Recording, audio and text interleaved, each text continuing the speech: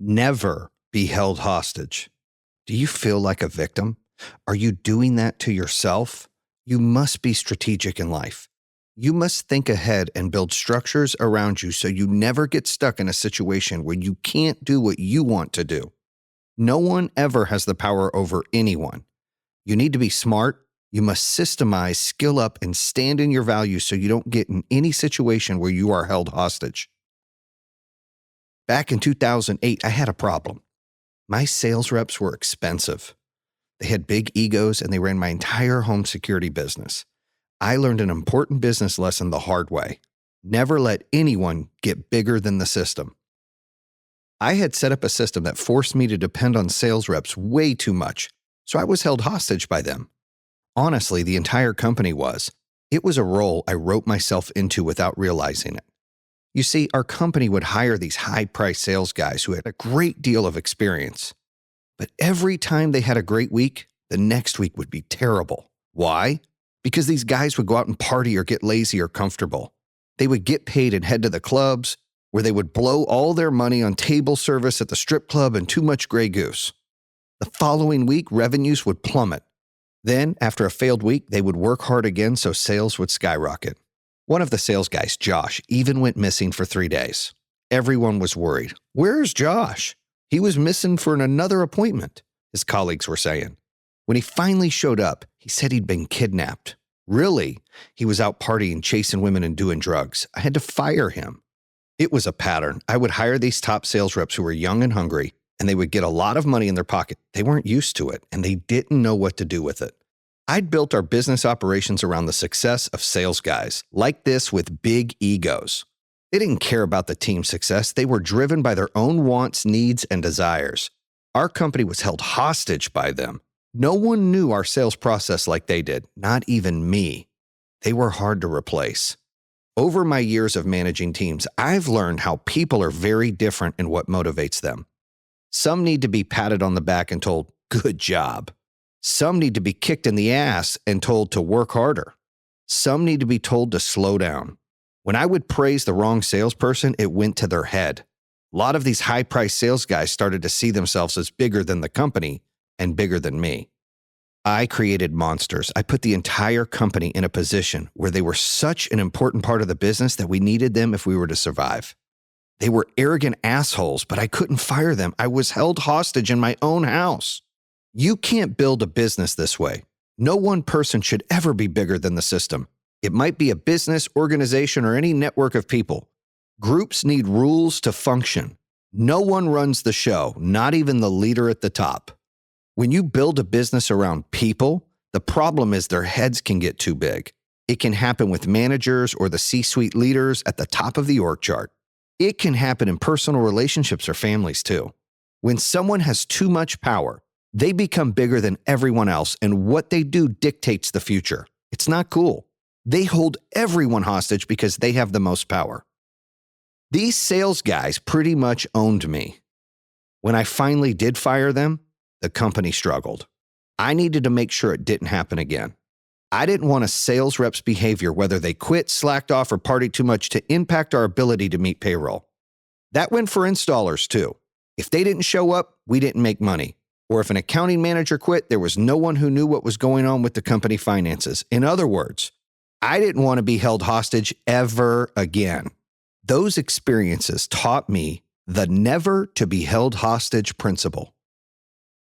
In business and in your personal life, you can't be held hostage. It is not okay if you must surrender to someone or something. For years, I would be stuck in situations where I'd think, this isn't right. This person is dictating how we pay people. This person is dictating what we're doing here. This person is dictating how we grow. But it's my company, it's my team, it's my family. Today, we've got almost 400 sales reps. We still have a few highly paid guys who are at the top. But if one of them is destructive to the business or come into the office puffing his chest saying, "You're going to pay me this or else," then I put a stop to it and say, "You've got to go because we've got about 400 other people who can do almost what you can do." Today, our company is not built around one person. We're a team, and we have structures in place. We will not be held hostage, and we will win and we will learn as a team. Build a smart business structure. Never be held hostage is about building smart systems to avoid any situation where you feel you can't make the choice you want to make. In Chapter 1, we talked about choice and how you always have a say in how life goes. Here's what's also true about choice. While you always choose what to do about a situation, sometimes your choices are not win-win. And usually it's because you made bad choices in the lead-up. You put yourself in a hostage situation. When I had these sales guys, my business was dependent on them, and I didn't like their work ethic. My choices were: option 1, fire them because it aligned with my values, but then deal with the fact that the company was screwed. Option 2, keep them and compromise my values temporarily to keep the business afloat. Neither was a winning situation, but I had done that to myself. I hadn't been thinking smart. I built a business that depended on these guys to sell for us. Never be held hostage is about thinking ahead. It's about building structures around you so you don't put yourself in any situation where you are a victim of your own making. Ultimately, the never be held hostage approach is about personal freedom. How do you make sure you always have winning options? You systemize, skill up, and stand in your values. Here's what each looks like in action. Systemize. When I say systemize, I mean building safety nets and structures around you that protect you and other people. If you run a business, you should be able to fire a worker who shows up late to appointments without the business failing.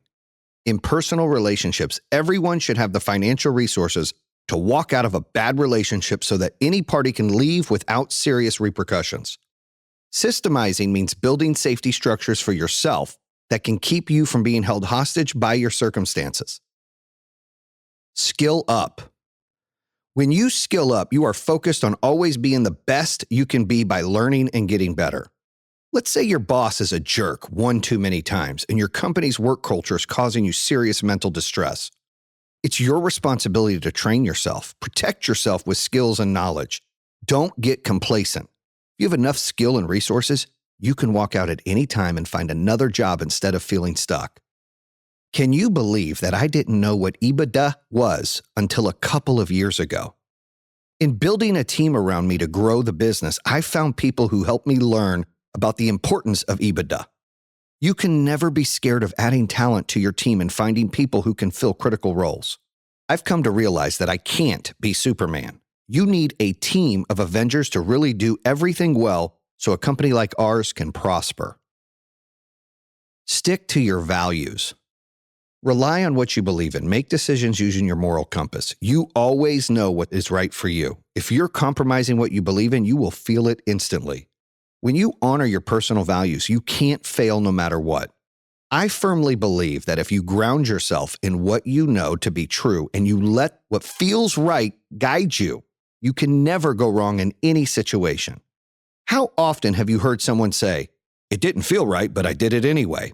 Later, they usually end up with a sad story to tell. Remember the story I shared about faking my resume? I went against my value of integrity, and I always felt a little on edge, like I was hiding something because I was. It was wrong, I knew it, and it backfired. I compromised my own values. For me, my values have always guided me to do the right thing. Your intuition will tell you what feels right and what doesn't. Listen to that inner voice. You have an internal compass that's unique to you, and you need to follow it. When you don't know what to do, fall back on your values, and it will become clear what to do next. Let your values guide you, and you will always make the right choices. It doesn't mean you will avoid mistakes, but it does mean the major decisions you make will mostly be the right ones. Don't limit your options. Back to the options I had with my sales guy dilemma. Fire them and suffer, or let them hold me hostage. But what if there was a third option? Option 3, do whatever the heck you want. If you've built a no-fail system, there will be few repercussions, and whatever comes up, you'll deal with it. If you check in with your intuition and use the value sniff test as a safety check, you'll ultimately be making the right call, and you'll powerfully deal with any fallout. You can stand for what you believe in. You don't have to settle for any circumstances you don't like in business or your personal life. You just must be honest about doing the work to support that decision. Don't sugarcoat it. It may suck in the short term, but you will be free and have the control back to follow your own map. A big part of owning your power is not limiting your options and being willing to roll up your sleeves, especially in business, to make a hard decision work out. I don't know about you, but I'll take option 3. But how? Let's talk about how to follow through on the never be held hostage principle. Systems keep your business safe. Think of how a sports team strategizes to increase their odds of winning. They think ahead. They prepare for multiple scenarios. They come out to the field, court, or rink with a plan. You can do the same. Find where you're vulnerable and then put systems in place to keep you safe and increase your chances of success. After the sales guy debacle, which, by the way, happened more than once, I built Power Home Solar. For my third business, I declared it wouldn't have 1 or 2 rock stars. Instead, we would be a band of brothers and sisters, a rock star team. There would be no individual heroes. We would have to be the Justice League or the Avengers to succeed. A business needs to be able to both scale and replace its assets, human or otherwise, as it grows. For this to happen, everyone must be interchangeable, like cogs in a machine. No one person, position, or role in the company can be too mission critical. Now, as I continue to build this business, I do regular audits. I constantly seek to fill the gaps in the system. I watch to see if any person has too much responsibility. I always make sure we have a strong bench of players, and I keep a plan B, C, D, and E on deck. This structure applies to personal relationships too.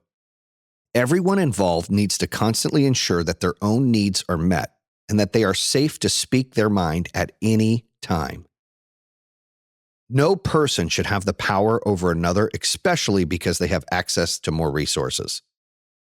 The balance that constitutes a healthy team mentality also contributes to healthy relationships. Not only should everyone be able to walk away if they need to, but each person should be strong enough to do so. If we just take it whenever we're feeling held hostage, it only amplifies the power the other person has. It only increases the negative dynamic and entitlement routine. Anybody who uses entitlement speeches is a psychological terrorist. Don't allow it. This is why safety nets are critical for everyone involved. I will not negotiate with anyone who manipulates a situation to their advantage over anyone else. I suggest you do the same. A good way to know if any relationship or team dynamic is healthy is to think about how soldiers relate to members of their squad. They are trained to operate by principle. No man left behind. Now imagine there's a group of soldiers running away from an enemy, and one guy gets injured and falls to the ground. Any teammate who doesn't go back is fighting for himself. He needs to be kicked out of the squad. You can't have that. In any relationship you build, personal or business, everyone should know why they are in it, under what circumstances they should get out of it.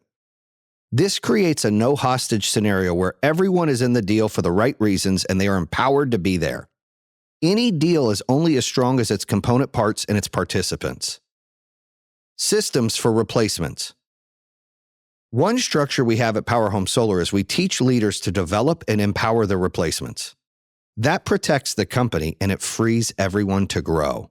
Growth is an insurance policy, while stagnation is risky. Somebody who is growing can always find work either inside a company that values their growth like ours or in new opportunities outside of it. The never be held hostage principle ensures that if one person is out, the next person is up. It makes me think of the New England Patriots back in the day. Quarterback Tom Brady is awesome, and his abilities within Coach Bill Belichick's system were a perfect match. Team success mostly relied on Brady's performance and Belichick's superb coaching, all supported by interchangeable supporting players, a next man up philosophy. At times, Brady had all-star talent, but he and Belichick largely won 6 Super Bowls over 2 decades because Brady committed to Belichick's system. They both got better with experience. They skilled up, and they stood in their values, winning. When Brady outgrew the system, he left for the Tampa Bay Buccaneers, and the Patriots had no immediate answers for losing such a transcendent player. No team would. They're left in the dust while Brady moved on, and he took the Bucs to a Super Bowl victory. No one wins anything alone. No one. And don't say boxers because the champs have epic trainers. Legendary boxing trainer Cus D'Animo was the star maker for Mike Tyson. He not only molded Tyson to become the most amazing heavyweight fighter ever, but he went beyond the role of coach and took Tyson into his home. He was a father figure. Then there was Michael Jordan and the Chicago Bulls, coach Phil Jackson. 6 NBA titles in 8 years using Jackson's tried and true triangle offense. I could go on. Anyone who believes they can do everything themselves is operating from an ego because they're scared and insecure. They're playing to avoid losing rather to win. And that will hold you hostage every single time. Just having warm bodies in the building isn't enough. At Power Home Solar, we're so serious about our high-performance culture that we fire a lot of people. We want people who are there because they're committed to the mission, to each other, and to their own personal success. It's why we constantly reshape the team to support those who are committed and let the others move on. Think about opening a fridge where there is spoiled milk. The one carton stinks up the whole fridge. That's what happens in a team with low performers. The people who are just there for the sake of a job, hanging on, collecting a paycheck, are stinking up the whole system. In a room of 100 people, I see distribution of work ethic that looks something like this. This chart illustrates a big truth in business and building teams. As a leader, you want to nurture the top 20% that outrun everybody else. Seek those people, and if you're doing a count and you can't nominate enough people to be in the top 20%, then it is time to make some changes. Make room for new blood and replace the ones at the bottom. Harsh truth. Nature figured it out for us. 20% of those people in almost any company are working their asses off. They're all in. They believe in culture, they are keepers, and they probably don't have a shelf life. 60% are putting in decent effort, their version of working hard. It's a little bit more than a job. They're earning what they get. They're not where the ass kickers are, but it's good enough to get the job done. It's a fair transaction. Shelf life is possible. 20% are the laggards, floating to the bottom. This group is slowing everyone else down, making excuses, pointing fingers, and not taking ownership. The harsh reality is that you must constantly and quickly cut the bottom 20% and replace them, hopefully with more ass kickers. Nature has figured it out. The herd is strong when the weakest fall away and there's room for new herd members. Cull your herd. It will keep your company strong. Systems of growth and opportunity. As Jay Sammet, the former independent vice chairman of Deloitte, and a guest I interviewed on my podcast in March 2021, would say, you have to future-proof you. Sammet also wrote a book called Future-Proofing You, 12 Truths for Creating Opportunity, Maximizing Wealth, and Controlling Your Destiny in an Uncertain World. I got to visit Hearst Castle when I was a kid. Any guy that can have polar bears and zebras, that's living, Sammet joked on the day that we sat down for our chat. That is gold. Imagine having such control of your life that no one could stop you. Sammet says approaching life with a growth mindset is one way to future-proof in this way, though maybe not to the extent of having zoo animals for pets. You want to stay open and optimistic. Every day when Sammet wakes up, he tells himself, today can be a better day than yesterday, and I have the power to make it so. Sammet also told me, as corny as that may seem, this phrase lights up synaptic nerves in your brain and opens the opportunity. The key component is this: I have the power to make it so. If you tell yourself every day that you have the power to make it so, it's one simple way to think ahead and remain in control. You have the power to make it so. We all do. To harness this, put a simple process in place. Always seek opportunity. Approach each day with curiosity. How can I make this better? Where can I optimize? Who can I call on? Who has the knowledge I need? And how can I pull on that? What actions can I take that will shake things up, make it all feel new, and bring the unexpected? Opportunity does not arrive from out of the clear blue sky. Opportunity is nurtured and created through new actions and reinvented old actions applied newly. Opportunity comes from discarding waste and bloat through optimization and making space for something new. Bring a willingness to change, reinvent, and optimize. Skill up, grow, and expand yourself. Are you focused on your personal growth? Do you have a system in place for it? No matter how much of an A player you are on a team or in a partnership, you're responsible to keep growing, to skill up, to build equity in you. This means business skills too. Growth-minded performers don't get their futures handed to them by others. They think their own choice is to stay where they are or move on to new opportunities. They decide whether they get held hostage or not. Your next year should be better than the year before and the year before that. You should be getting healthier, wealthier, and wiser. Doing this requires effort. For me, it requires going to the gym and lifting weights. It means I must talk to better business leaders. I must listen to my team and learn where I need to improve. I see a therapist to talk out my issues and work on myself. I know that if I don't do these things, I'll get lazy about my growth and put myself at risk of stagnation. When I interviewed Javon McCormick, CEO of Scribe Media, for my podcast, I was impressed by his skill-up attitude. If I work 100 times harder than you, my attitude is I'm also 100 times better than you. Yeah, I thought, mindset choices and hard work equals success, he said. Bam! Javon had a seriously tough upbringing. His father was a drug-dealing pimp, and his mom was an orphan single mother on welfare. He was raised in the slums of Dayton, Ohio, where he'd suffered incredible abuse and racism. I remember saying to myself one time in between beatings that I'm never going to get in a position in life where I don't know what to do. He scrubbed toilets to work his way to better opportunities. He eventually became the president of $2 million companies and now is the CEO of Scribe Media. No one is perfect. I am certainly not. I have experienced both failures and successes, and I don't take either for granted. I learn from the failures and I celebrate the successes. In 2015 with Power Home Solar, when we lost all that money because of a few sales guys and misguided shortcut, I was held hostage. I didn't have the skills to run the sales operations anymore. I didn't know how to go out and sell our products anymore because I'd spent my time away from the on-ground selling work. After we let them go, we struggled. We lost money. We got close to shutting down. Before we did, I fired about 80% of the company. You read that right, 80%. I started over, and I grew the business back, starting from the bottom up. Once we gained some traction, we started to flourish a little bit. In the second half of 2016, I brought Kevin Klink back. He'd been working elsewhere because we couldn't pay him. He handled the marketing while I handled the sales and operations, and it finally took off. Looking back, I certainly learned the importance of building a growth-minded team that believes in mission as much as I do. It's how we stay on top of the industry and on top of our roles and win in all other areas of our lives. I also learned that my lack of dedication could easily make me a victim. But in the end, I was held hostage by no one, and that is a magical place to be. Stand up for yourself. The never be held hostage principle can sometimes be leveraged by standing up for what you believe in. Long before the COVID-19 pandemic, when hand sanitizer wasn't cool, my wife was a germaphobe. As our relationship evolved, we got married, and then there were times when my parents would visit and get irritated by her request. Hey, you've got to take your shoes off when you come in the house. Wash your hands. Put sanitizer on before you touch the baby. What do you mean? It's not a big deal, my parents often said. You could see how they interpreted it. Oh, we're dirty.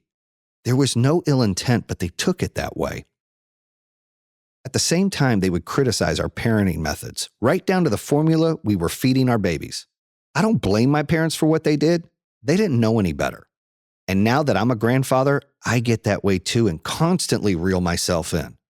I tried for years to make everybody happy.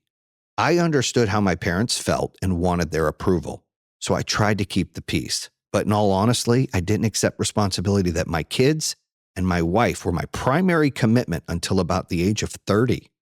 So when my parents fought with Liz and complained to me, I'd go to Liz and tell her she needed to change. Then she'd get mad at me for not defending her, and I would then go back and confront my parents. Eventually, I got fed up. I finally stood up to my parents. It was our rules, our house. I finally supported Liz and my family. My parents were holding me and us hostage. I was compromising my values to keep them happy, but in the middle of it all, I was never happy. I had made myself into a victim. One day, Liz and my mom had a tiff. Liz was pregnant with our fourth baby at the time. I was in Nevada on a business trip when I got a call from her. She was crazy upset. Your mom started screaming at me and I lost it, she said. She shoulder checked me. It wasn't violent, but it wasn't cool. It set Liz off. It set me off too. I finally put my foot down. I set boundaries. I said to my mom, Just because we're blood related doesn't entitle you to anything. A relationship goes both ways. It requires give and take from both parties. It's not one-sided. It's not a dictatorship. We're done, I told my parents that day, and if you're going to keep disregarding my wife's rules in our house, we're done. You're not going to be able to see our son be born. It was unfortunate circumstance for everybody, but it had to happen for change to take. After this day, there was a rift in our family that lasted for years. My parents didn't see my son until he was almost 1, but slowly and miraculously, and with some therapy and work, both sides came around. The beauty of it is our relationships got stronger. Each party tried to understand the other side. Liz and my mom started to respect one another, and as the years have gone by, there's more respect today than there's ever been. Liz and I also became better parents. We created a safety net around our family circle. Because of the rift, I sought new ways to be a better man, too. For the first time ever, faith became an important part of my life. I never went to church as a kid, but Liz did. We need church in our life, she said. She saw it as a way for me to move through the struggles I was having with my parents. She also recognized it as a structure to help the family develop healthy habits, focus on our growth journeys, and build toward a positive future. It took us a while to find a church we liked. We tried everything, you name it, even Mormon and Catholic churches. Eventually, we fell in love with one Baptist church. There, I met these dads and husbands who showed me the type of man I wanted to be. I re-proposed to my wife because she'd only ever had a shotgun wedding. "Marry me again," I said to her one night. Soon after, we brought everyone together for a big flashy wedding. It was 2011 when we remarried. And the night before, the entire family was baptized together. My parents also came, which was the start of building a new relationship. They still didn't come to the wedding, which was a shame, but slowly we all came back together. Today, we have a healthy relationship. We all changed completely. To get here, we needed to go through what we did. But I had to put my foot down. I had to take away their power for them to become humble and more respectful. They're fantastic grandparents to my kids today.